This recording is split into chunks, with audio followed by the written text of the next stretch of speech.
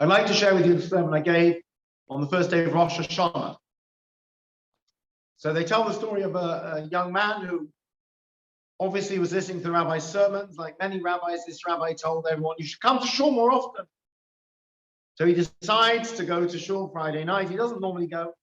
He doesn't know very much. He was there Yom Kippur, went through the motions. He doesn't know very much. So he's got his phone on him and he forgets to switch it off. He gets to Shul Friday night. They're singing the traditional song. Right in the middle of the service, after Shabbat has come in, his phone starts ringing very loudly. And it was like the most embarrassing ringtone, as it always is. And he's very embarrassed, just really embarrassed. But anytime the phone rings, it's embarrassing, but particularly on Shabbos. Anyway, one of the wardens from the synagogue comes over to him and says, put that away immediately. It's a disgrace. And then the shamas comes over and says, you should be ashamed of yourself, young man. You have no respect. The chairman of the synagogue comes over and starts pointing his finger in his face. Says, you need to learn some manners before you come back. And finally, even the rabbi comes over and starts piling on. He says, really, I can't believe your ignorance. It's a disgrace. Don't come back until you learn some basic Judaism. The guy is completely broken. He's crushed. He came to Shul. He was trying to do the right thing. His phone rang. And next thing you know, everyone's just attacking him from all sides. He walks out of that Shul, a broken man, in pieces, shaking, quivering, and sweating from his experience. There's a bar opposite the Shul. He walks into the bar. He orders a pint. And he's still so anxious and nervous. He's flapping his arms everywhere. And as the barman gives him his pint of beer, he flings his arms all over the place. The beer goes flying. The glass crashes into pieces.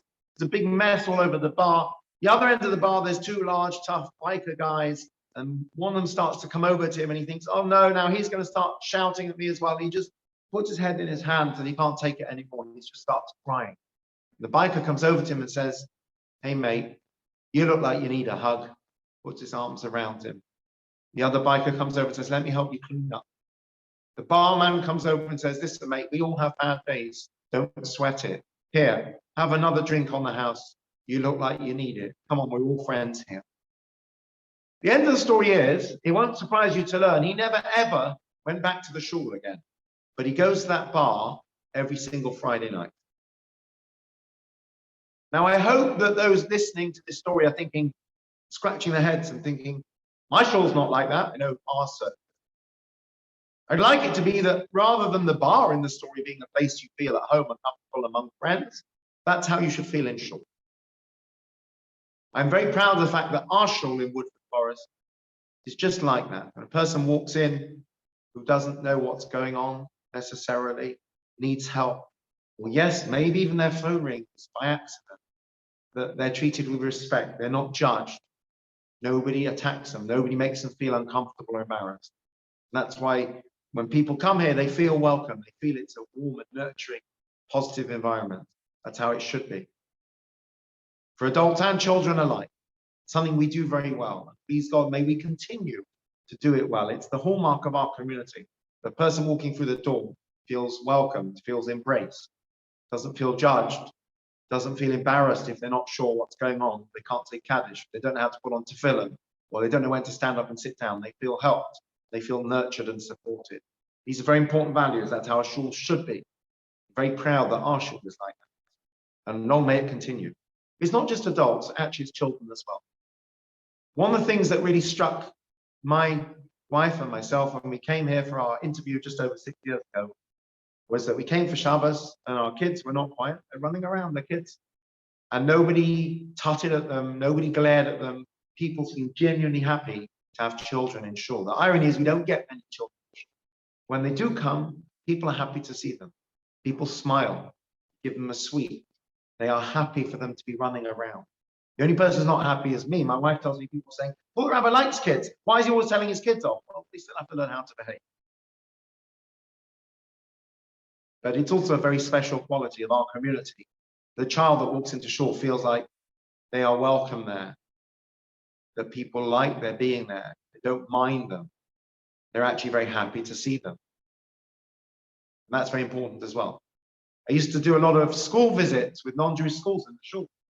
And one of the things I would ask them is, what do you think happens if you're being a bit noisy in Shul, you're shuffling around in your chair, maybe you're whispering a bit, they say, oh, loads of great answers. You get sent to prison, you get sent on the naughty step, you get shouted at, etc., etc. You say to the kids, all the kids that say you should get sent out, told not to come back. What would happen if you went to your place of worship, your church, your temple, your synagogue, and you got yelled at, basically, and picked on and attacked?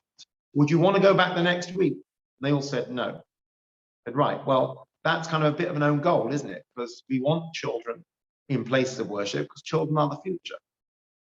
They said, yeah, you're right. Again, our community is very good at making children feel welcome. So at this point, if you are familiar with our Shul, you'll probably think that I'm losing the plot, because we don't have a lot of kids in Shul. And you're probably thinking most of the people in Shul on a regular basis are over a certain age. So all I would say in conclusion is this. Number one, I have children that come to Shul. I appreciate that they are made to feel welcome. My kids also not automatically going to love coming to Shul. When I was a child, I used to go to Shul every week with my parents, Shabbos morning. I remember I had some Hebrew dominoes that were made of hard cardboard. There was a long queue. I would lay them out along the queue, and I seem to recall that I would often push them all along, and they'd fall and make a loud noise, and nobody ever told me off.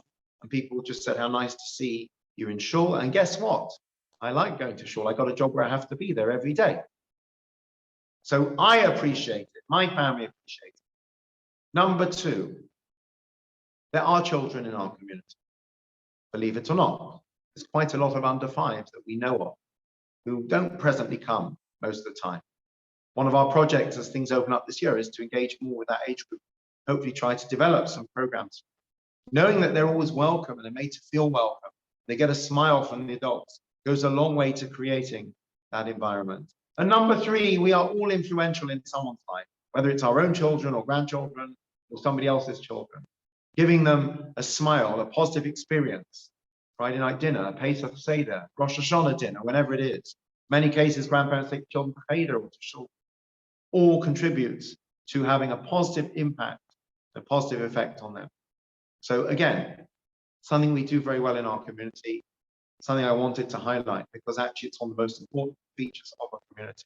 That adults and children alike should feel welcome, shouldn't feel judged, and should feel that Shul is a nurturing and warm place where they want to be. Long may it continue, and please God, more people should realize, start coming more often. I wish everyone a Shana Tova.